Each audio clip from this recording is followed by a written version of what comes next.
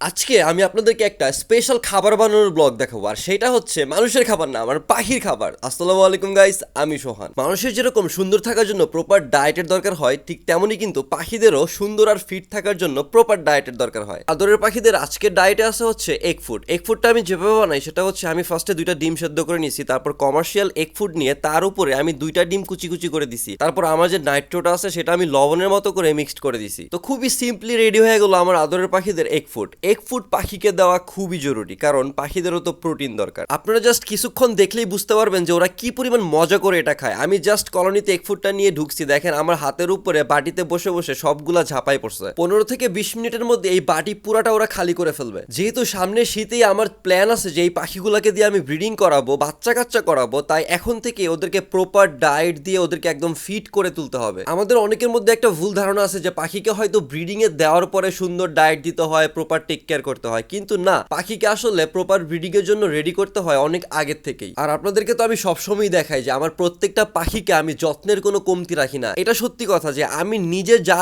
না খাই আমি আমার পাখিকে সেগুলা খাওয়াই। তাই ওদেরকে প্রপার ভালোবাসা দিলে ওরা আপনাকে ভালোবাসা রিটার্ন করবেই। তো ভিডিওটা যারা এই পর্যন্ত দেখে ফেলছেন তারা আপনাদের আদরের পাখিদের ছবি কমেন্ট করতে পারেন। তো আজকের মতো এই পর্যন্তই, বাই।